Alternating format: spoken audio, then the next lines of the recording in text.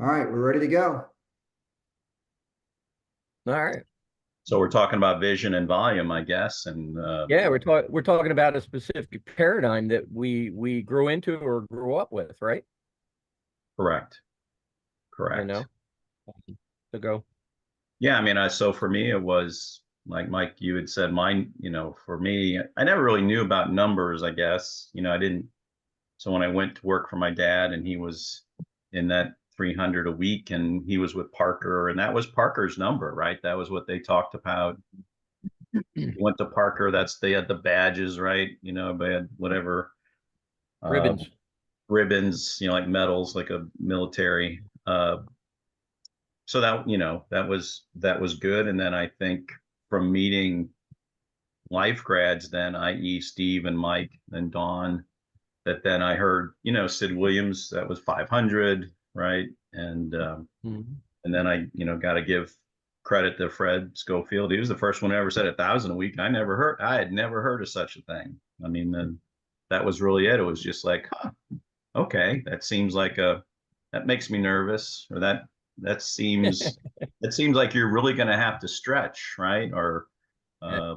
and that was really it. And then you just kind of keep churning in that paradigm. And I think, Brad, if your son looks to hang out within people or attract those type of things around him, that put it out there, keep trying to create a mastermind or a group and see who sticks. Right. It takes time. Um, Hmm.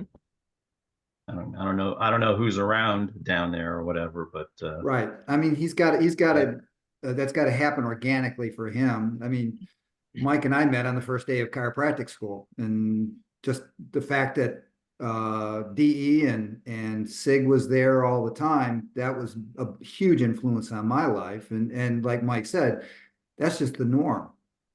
Um, Yeah. I always had Yeah, the 100 visits a week or a day practice was I thought was the norm. And when I saw people that didn't do that, I says, well, why aren't you? hmm And a lot of it starts with that vision, and then getting the processes down to create that. yeah, the people who think that that's going to be hard, but they don't. I don't think they ever really think about, like I said, breaking it down, like what are your systems, what's your adjustment, and that somebody actually, whether they critique or give feedback of, well, that's not an adjustment, that's trigger point. That's not an adjustment, that's massage. That's not an adjustment. You're just in there talking about the ball game. That's, but right, you keep being exposed to people who will at least call you out. Um, Yeah. I was just with a couple my brother-in-law Jeff and a friend of his, and they were talking about both of them having some lower back challenges, and they're 30 plus years in their career. And actually, one of them had heard Zano speak at one of their conventions, and Zano talked about how toxic it was to serve that many people. And I was like, toxic? I said, that's bullshit. I said, that means he was doing it for the wrong reason. He was Right. doing it just to see volume, or to advertise that he had a big practice. He wasn't doing it to serve, right? Because if you're serving and you're giving, loving, and serving, right, out of a greater sense of abundance, then it's not going to be toxic. It's going to be hard, or you'll be tired at the end of the day, but you're not going to uh, it's not going to be talking. You're not going to carry that with you. In fact, it should energize you. That it's like winning a ball game. You walk out and you're like, oh yeah, I won the game, or I served well. And you go home, rest, recuperate, and do the right things. Things we've talked about as well. Then how are you preparing for the Yeah. next day Right. and the next day? And I Mhm. still say that's the different thing in chiropractic than we use sports analogies all the time. Is they have a season.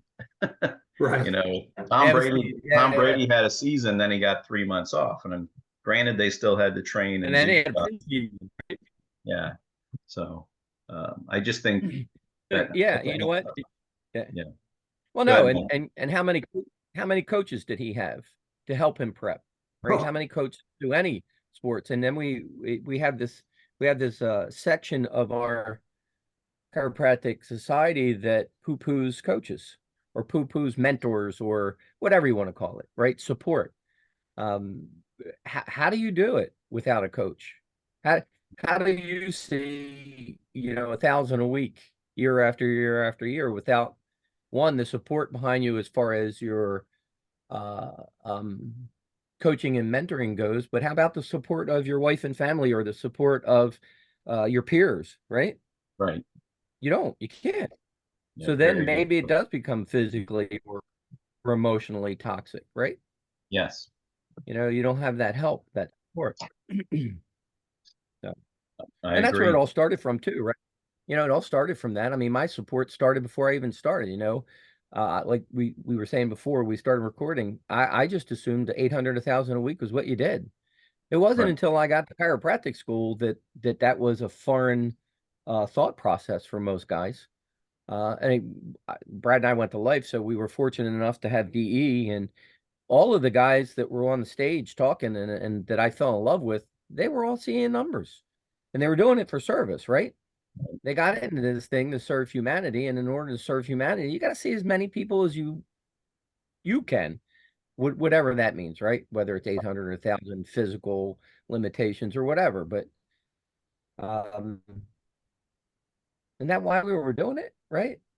But we had that mentorship, we had that support, we had that thought process. The overused term paradigm, we had it, right? Or we went Yes. looking for it, and I think that's the thing. Um, for whatever reason, certain people come looking, whether it's uh, because they're hanging out with us or they met us, but they come looking. So Brad said, you said, it's organic. It is organic once you get into it. But I think you have to go looking for it also, or have an idea that you need it, and then you go looking for it. Because you can go to many of the mentoring and coaching groups now, and they think 250 a week is a great number, and then you go see Fred, and that's a day. Right. That's a good day. Um, so there's got you got to know that you want it, and you got to go looking for it, right? Yep. Yep. Well, you used to have to be interested too. That's the other part is I always said that if somebody says, Brad, 100 a day, so I was glad your son said 750, because if you say 100 a day to somebody now, and they just say, well, you can't do that, or you're ripping them off, that classic, and we've talked about this a little bit before, that they just kind of kill the goal right there. Boom, it's done. Versus when I heard that, I was like, well, that sounds interesting. That sounds like it's a challenge or whatever it might be. And once you express some interest in doing that, that's the organic, right? Then the organic starts to come. You start to attracts like. You're thinking about it. What you think about, you bring about, all those different things. And yeah, that should be the norm. But if people are they're reverse engineering it the other way, well, how much money do you want to make? Right? And how, that sort of thing. And then it's like, well, then you just want to see 4 people an hour and have 5 staff Yeah, so you can have decompression and laser and, so the patient's in the office for 45 minutes and it's, 150, $200 a visit, and, that sort of thing. And they're reverse engineering from money versus hmm service, right? hmm let's let's serve people with the best tool we can. that yeah, I think that all stems from their underlying purpose to begin with, right? Because maybe we can address this a little bit. I don't care if you have laser or any other modality. I don't think your bottom line results were any better than ours were not using that stuff. And matter of fact, I bet we could argue that ours were a little bit better. And then I guess you have to define results, right? Or results, pain free. Well, that's not the results I'm talking about. My results are somebody learns how to lead a healthier and more fulfilling life. That's the result. And how do you get that from a laser or 12 visits? You only get that from the adjustment, and you only get that from the repetitive adjustment, you know? And that's Yes. critical is to have the patient understand that their problems didn't start out a month ago. Their problem they got started back. out at Yeah. birth and developed over a lifetime. So it's going to take a long time to undo that damage. And they have to Yeah. be committed to that. And if they're spending 45 minutes and $250 each visit in your practice, they're not going to stay with you very long. If you want to create a lifetime patient, it has to be affordable, it has to be profitable for the doctor, and it has to be efficient for the patient too. They got to get in there, get their adjustment, then get back on their busy days. Because if you're going to ask somebody to come in 50 to 100 times in a year, then they have to, it's got to be convenient for them to do that. Yes. And if you're taking their time, I've had a number of patients tell me over the years that they appreciate the fact that they don't have to spend a lot of time in the office. Absolutely. They come in, they get Absolutely. adjusted, and they get some love on them, and they're treated with respect, and that's where the fair exchange comes from. One of Fred Schofield, one of the things I remember from listening to Fred talk about is he surveyed his patients one time. You know, he's seeing 1,500 patients a week. He goes, ask the patient, why do you come here? Why do you love being here? Why do you come here time after time? And the patient looked at him and said, it's because of the time you spend with me. Well, how much time Right. was Fred spending with him? 30 seconds to a minute? Right. But it was the intensity and the focus that he had on that patient during that time that made that impression. Yeah, I To don't know me, how many that's times through the huge. years I would survey the patients and ask them how long did they think they were, you know, I was with them, and they always said 8, 10 minutes. No, it was probably around 3. But you're right, it's the intention. And it's it's my intention, but it's also the intensity of that 3 minutes, right? Yeah. How hard So, are you working at being connected, right? That's the other part. Because if you're focused and your intensity, like you said, Mike, then they feel it because you're giving, yeah, right. You're giving, right? It's not just Mhm. process, right? Right. Yeah, So it's not how did you, transaction, it's not transactional, it's transformational, right? It's that let me same. ask you this, Absolutely. Terrence, how did you prepare yourself visit to visit with the in between each visits with the patient? Patient came in, you analyzed their spine, you adjusted them. What was your process? How did you get to that so you could repeat that over and over 200 times a day? Just, you mean like outside the office No, preparation? inside the office on a moment to moment basis when Well, in the flow. yeah, so in the, in the flow was really, I was just there to adjust. So in between, I wasn't trying to look at my computer. I wasn't trying to do anything else other than just stay in that service mode. And so even if there weren't people there, I often would just move from table to table to table like there was somebody there. And, let's check you there to, go through my mantra of how my script, let's check you. There's a subluxation. Let's get that a great adjustment. That was good. Uh, check you tomorrow, whatever it might, very efficient in that scripting, but working to stay in that healing mode. I wasn't trying to do a report. I wasn't trying to do anything else other than take care of the people who were in front of me. And then you're just making sure your staff is doing the same thing. You know, Yeah. I always said the hallmarks of our office were a big hello and a big goodbye. And it within that was see you tomorrow, see you tomorrow, see you tomorrow. You missed an See you appointment. Wednesday, see you Friday, right?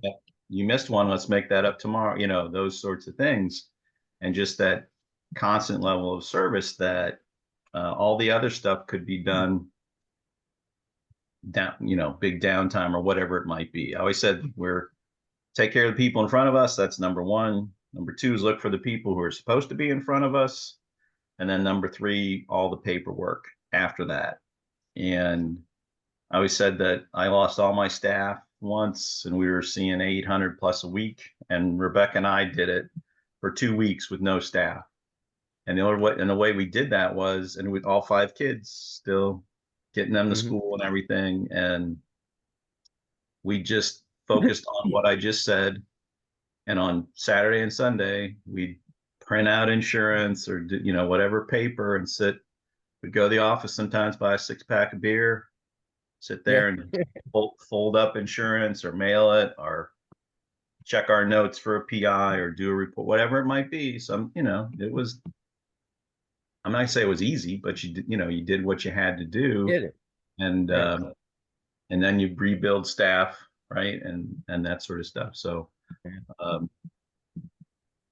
the only anchor I had, the 2 anchors I had was I typically wore some sort of bracelet at that time that I put on when I got into the office to become Dr. T.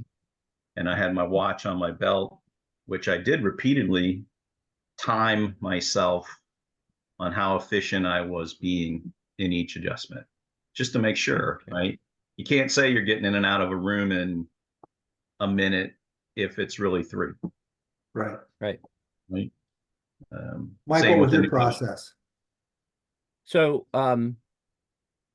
during prime time, during the adjusting hours, I never left the adjusting suite. I didn't go in the back. I didn't get into any paperwork. I stayed right in the adjusting suite, and I really didn't talk. I really didn't talk to even the team unless an issue had to be handled. I stayed quiet, like Terrence. I would go and sit on each table. Not that I ever had a whole lot of time, to do that, but if I had a minute, I would just sit on each table and I'd get up and go and sit on the next table. I would keep moving. But I think everybody that's ever worked for me, certainly Lisa will tell you, I just didn't talk. I stayed inside myself because I felt that if I started talking, then I wouldn't stay focused. We'd get into the game last night or whatever. So I just stayed quiet. I wasn't disciplined enough to talk just specific chiropractic. So I just had to stay quiet. The other thing I did is on both sides of the adjusting suite, the big area, I had a big statue of a rhino looking right at me. I can't remember who gave that to me, but that was an anchor. Like I didn't have a bracelet or a watch. If I put my head down to adjust somebody, when I picked my head up this direction, I was looking at that rhino. And on the other side, I had a gift that my cousin Chris had given me, and also the safety pin was on the wall, and they honestly and frankly were the things that when I looked at them, yeah, I knew that I had to stop talking and put my head down and work. So, So what would you tell a doctor that is currently seeing 200, 300 patients a week, even 100 patients a week, when you have those big downtimes? When you're seeing 1,000 patients a week, 800 patient visits a week, you don't have a lot of downtime, so it's easier to stay in the flow. well, But if you I'll have tell those you, big gaps, what would you tell them to do? I'll tell you what our first big coach told us, and I'm sure Sig told me this too. I always had something good there to read.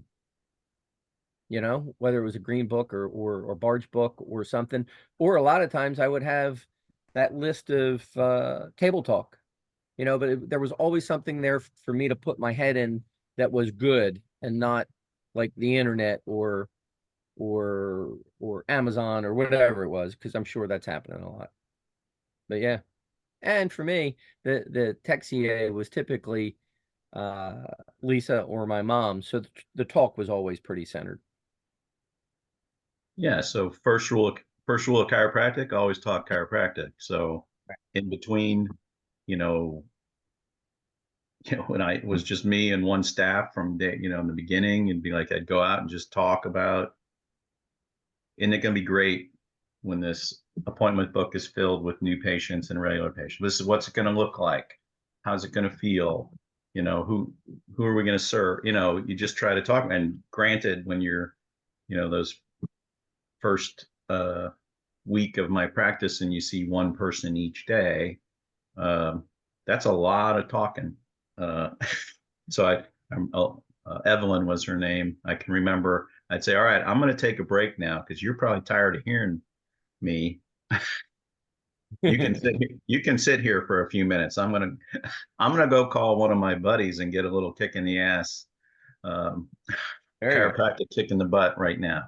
So, and then as it gets busier, remember you're just, you're growing into that. So that's probably the difference a little bit for us versus our sons, Brad, that they're stepping into a little bit of volume.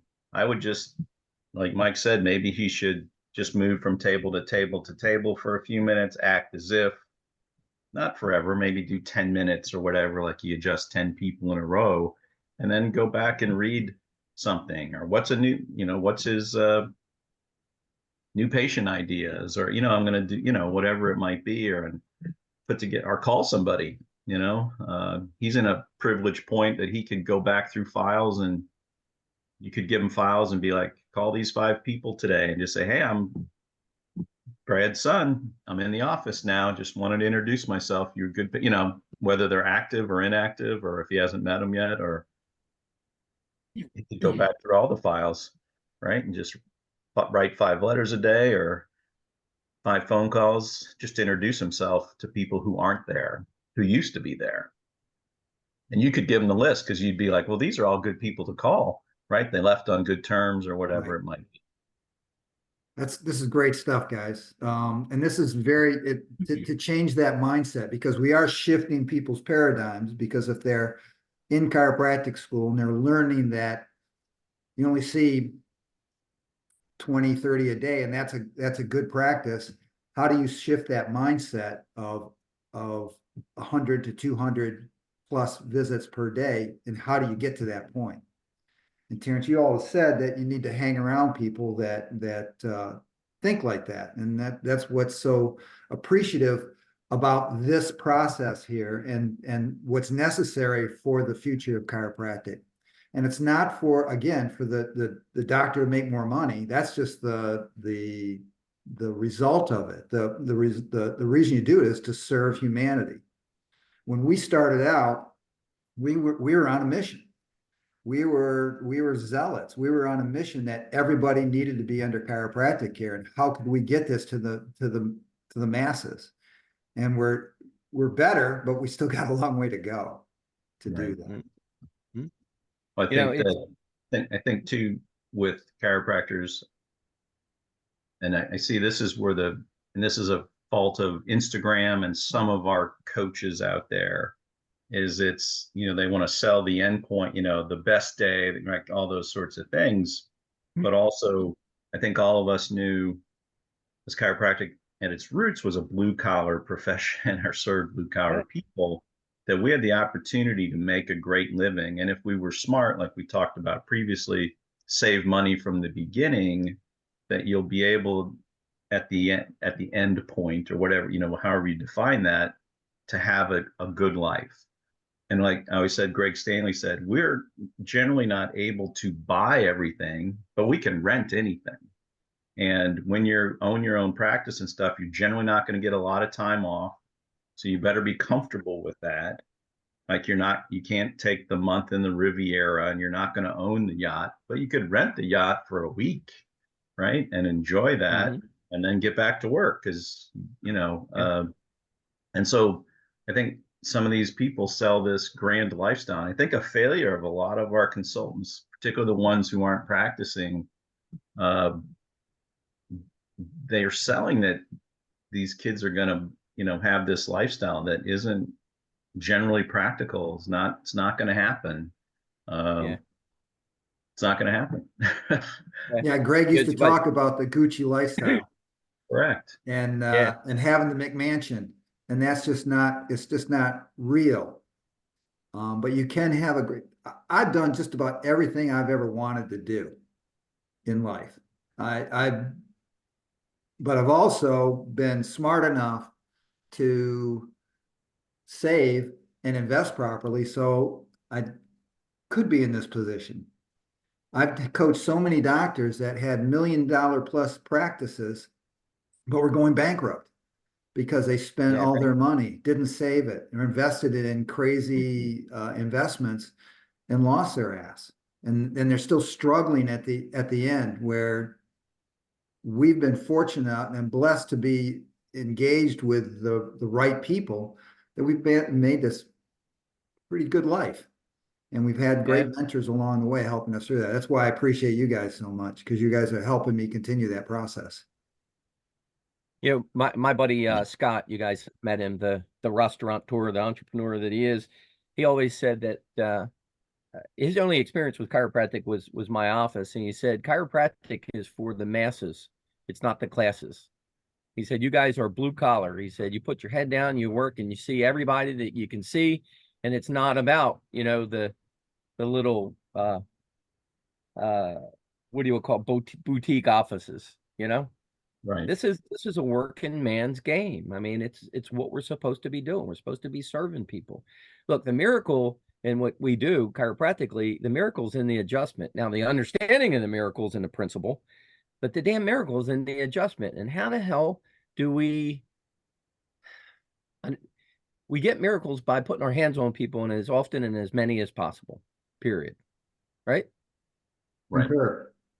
Yeah. And I think more people are getting adjusted today than maybe ever before, but the downside to that is I don't know that they're getting adjusted like I think they should be, No, they're getting treated for their treated. diseases or for their illnesses or their injuries. They're not being checked and cleared so their body can express itself to its fullest potential.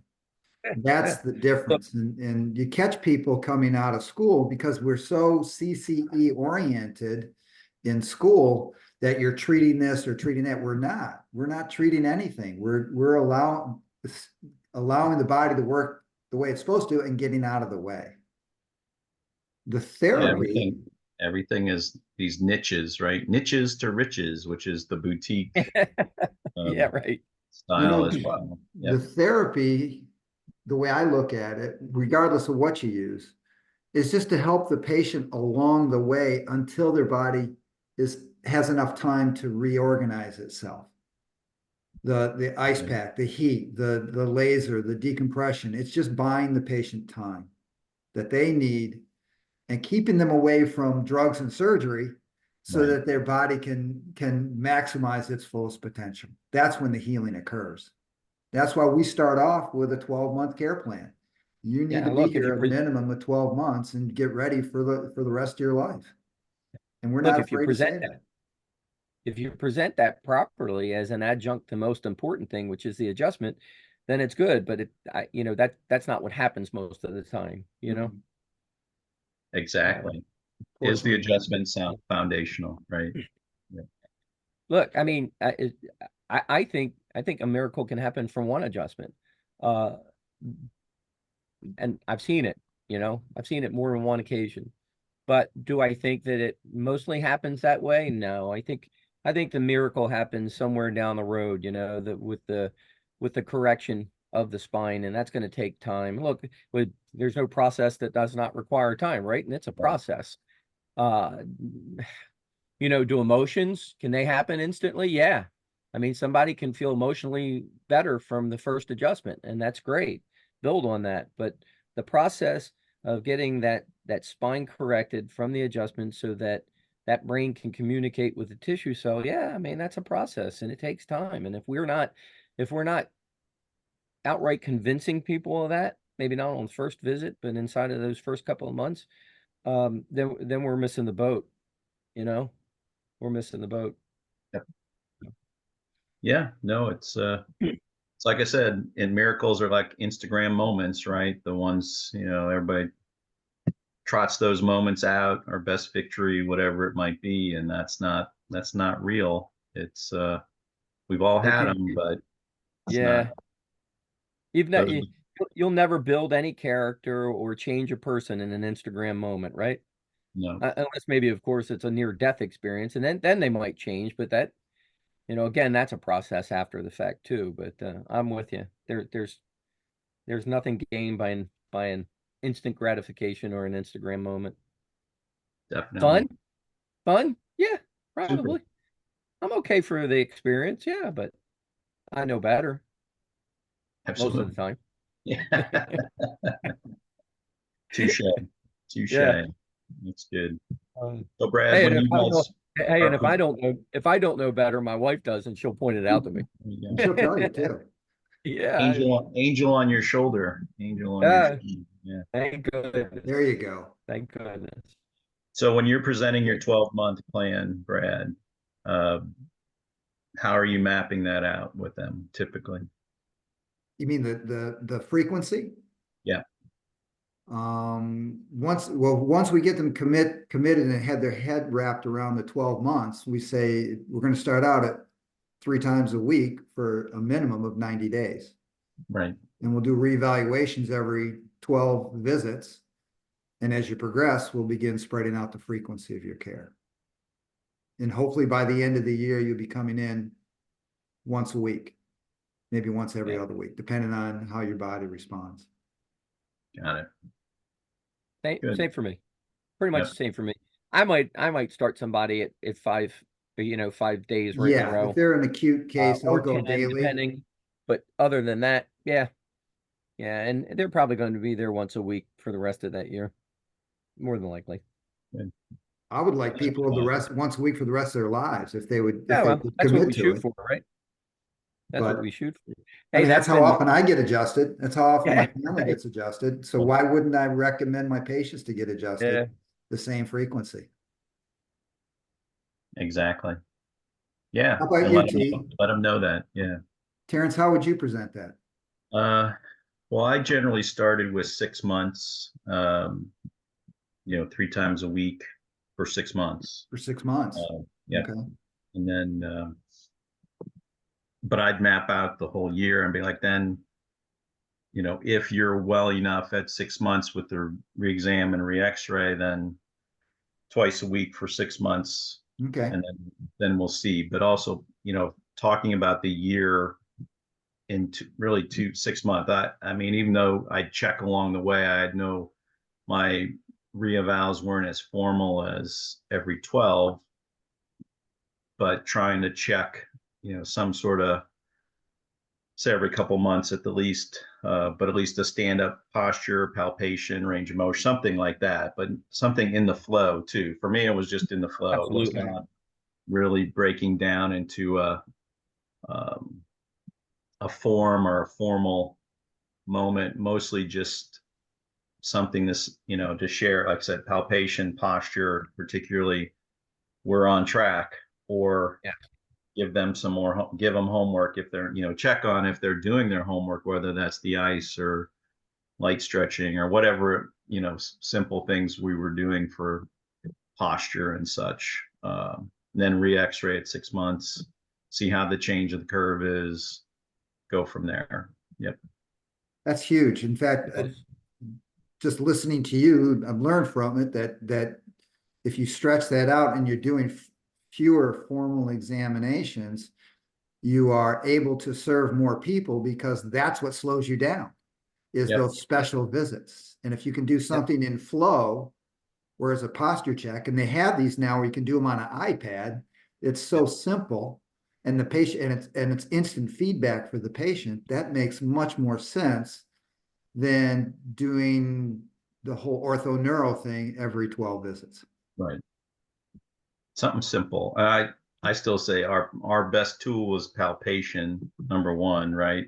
Posture, number two, by far. I guess range of motion might be then depending on the patient, something to just show. And if you, and everybody does, paid attention to things that they said in the beginning and or along the way. Terrence, they'll talk about it as life effect, which is really, I was having trouble playing with my kids, or I couldn't cut the grass, or, that you've also listened to them and you see how they move. They're incredibly important. Yeah, you can interject and say, well, I know that grass cutting's going better and I can see how you're moving. You're not asking them, you're telling them, I can look how you're getting on and off the table. I saw you walk in through the window. I can tell, I wasn't asking. Sometimes you have to tell people they're better, right? Because often like the first thing when you tell people or offer them a choice, they say no. Do you want no? As opposed to, hey Bob, man, look how you're getting on and off the table. I saw you walk in, you're getting that spring back in your step. Playing with the kids must be going better. You're telling them, the assumption, and most people will be like, oh yeah, I'm sleeping better. And, then they give you more. And Yeah. then you can say we're right on track. You know, Check your that's funny Wednesday. because those are the true activities of daily living. Correct. I could tell. Other than the oswestry and the neck pain Yes. disability, these are really truly activities of daily living. Yes. You know, towards the probably the last 10 years, we concentrated on those things. You know, we were more interested in pointing those out to people than we were that, you know, that their pain factors, you know. Hey, where are those slippers you had on when you came in? I see you got shoes on and they're laced up, you know. That was more important in our reevals than, you know, Yes. I always said I must have been the most tender fibers. Yeah, correct. I was the nosiest guy because I just wanted to know about their lives in the Yeah. moment I had. But I was always tying that then to chiropractic or their Oh, care yeah. or whatever it Have to. might be. The same thing. If I was um, sharing a book or whatever, it would be, hey, this is exciting because of this, right? This Right. is, for you or whatever it might be. This will change your life, and here's why, right? That's it. That's because it's changed my life, right? It was important to me to share with you. I mean, and that's when for me chiropractic was just front of mind all the Yep. time, Yep.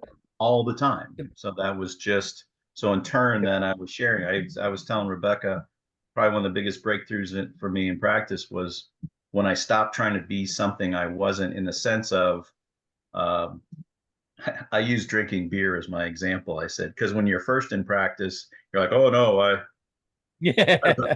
I rarely, whatever. But when I embraced, like I love beer, right? Hmm. And those sorts of things, uh, Yeah. you become more real. I'm real to that person. Yeah, I cut my grass today. It was Yeah. hot, or I went for a run or whatever it might be. So you want to be both um, authentic, but motivational and inspirational by how you walk the talk. And that's Yeah. because you're authentic. I mean, but it's all authenticity with chiropractic at the front of mind, which is what I loved or love, whichever end about it is like that was the fun of sharing in a minute, in a moment with that adjustment. It was, let's check it, there it is, whatever. But in that moment too, wow, this is this is going to help your cutting grass or whatever, because it helped me. I need an adjustment after I cut grass too, whatever it might Yeah. be. So It's important, and I'm glad you brought that up because it's important that you said that because it's so obvious to the three of us that, you know, whatever we're doing in our life, we relate that back to chiropractic. We do it naturally. Some guys don't. Through the years, how many guys have asked me, you know, what my TikTok is like? Well, my TikTok is my daily life. It's what happened that morning. It's a conversation I had with the kids. I can turn anything at the table into a positive chiropractic tip and the adjustment and the importance of it. Um, and I think you don't need to write these things out. Well, maybe you do in the beginning, but as you get older, you should be able to take everything in your life and relate it back to chiropractic because that's our life, right? right. Is Chiropractic is a philosophy for life. That's why it's so wonderful. It's, I mean, we can say it's chiropractic philosophy, but it's not. It's just not. great philosophy, and It's that's not. that's the magic of it. That's where, in part, where we've missed the boat Ah, you know, right dude, in chiropractic, in that we haven't said, yeah, its roots are here, but it's yeah, for here. This is for listen, everybody. Well, you I look at know the that BJ. 33 principles and they are broken down into life principles, and the last ones are the chiropractic principles, but they're not just Absolutely. chiropractic. Mike, you've Yes. No. railed on that for years. How many times have I read something and gone, oh, that's principle one. Oh, that's principle two. I was just reading something this morning and basically it was talking about universal intelligence having no solicitude for the body. I'm like, there you go, you know. BJDD didn't get these things from the Ethra, although maybe they did, but they got them from other readings and writings, except for the chiropractic stuff. So, yeah, it's a philosophy of life. Yep. You know, the interesting thing Sure. is I heard this just recently. I don't know why I hadn't thought about it before, but to change someone's behavior, you got to change their belief. And that's where it starts with. It's belief, then behavior, not behavior, then belief. Right. So, in what we do is we have to No change the question. patient's thought processes that they realize their body is a self-healing, self-replicating, self-maintaining organism. And if you remove the interference to it, by following good lifestyle behavior, including getting adjusted, that's how you create a healthy body. And that's one of the Yeah. opportunities that we had with this most recent pandemic, is that from a public health standpoint, is we know that healthy people survive the pandemic than unhealthy people. So why aren't we pushing that? And the reason being is because the pharmaceutical industry doesn't make money on it. That's the reason why. But Mhm. we got to change people's belief process. And Like it starts with the yeah, chiropractor's belief process. you're right. That's so, You Brad, just you that's just the said whole it. When reason people, we're doing this. Yeah. yeah, yeah. You know, when a new patient or a new chiropractor walk through our door, we are asking them to change, and that's asking a lot because they have to change their thoughts. Well, you know how difficult it is to change your thoughts. I mean, that your thoughts are based on past experience and maybe even some epigenetics. I mean, we're asking them to do a lot. Um, and that ball's now in our court. But prior to that, that patient, if they want to change, they actually have to realize that they want the change before they even walk in the office. We don't have any control over that. But once they walk through that door, we're asking them to change their thought process on health and on healing. And boy, that's huge. It's a lot. If you think you can do that in 3 months or 12 visits, you're sadly mistaken because you're battling the way they were raised. You're battling, um, deep-seated fears. We it's a tough thing that we do. Um, That's Yeah, why the you're miracles battling. are the asking people to outliers. Yeah. You're yeah, right. battling. It Think is. about it. Yeah. It is. Battling I all the mean, social we're media. battling culture. We're battling lots of things, you know. It's a working man's game that we're in. So But that's what's the fun about it. You know, we get to be, I don't like being in the mainstream. I like being alternative because of Correct. that. well, look, Yes. That's where yeah, you're that's what chiropractic has lost. They want to be mainstream. I Everybody's kid know. want to be accepted. We don't, How boring is that? that's just How terrible. boring is that in mainstream, right? Yeah. Yeah, you're talking to three overachievers in our lives, the three of us. I know for a fact that if we attempted something that was relatively easy, how quick did we get bored? Master it, post master it, and we're bored. This was not easy. No, not at all. Why the I heck do like you think I had 5 kids, Mike? It's not easy. Did you You're a master that? braver man than me. Yeah. Guys, this was Look, Oh, well. gold. This All right, was aside gold from today. I gotta get going. Hey, aside from Mike, marriage, just Connor and his wife Rebecca are pregnant. are they Yay. really? Yep. We Yep. So congratulations. yep, due in December, and I think Kelson and Fringe, they're due in September. So they're doing the Boy, twin they're gonna thing, roll out there. with babies now too. So it's good. Yeah, Anyway, yeah. Your your grandchildren are gonna come rolling in now. there you go. Let's hope. Let's look. I hope. It's the best thing. I'm happy for him because it's It such a is. wonderful thing, right? So It is. mature and important. So I will tell you, and you're probably already experiencing this. I had both of mine last week for 3 days. I was exhausted. sure, I've got to sure. figure that out. Gotta start training. Let's start I training. absolutely, There you go. absolutely. Or I gotta figure out how to say to the oldest one, hey, look, Pop needs to just sit down for 5 minutes. Right. Exactly. Yeah. Exactly. So, all right, guys. Appreciate y'all. Yeah, I love you guys. Love you. Let's Love you. See you in a month. All right. Thanks, Thanks. guys. All right. Bye. yeah.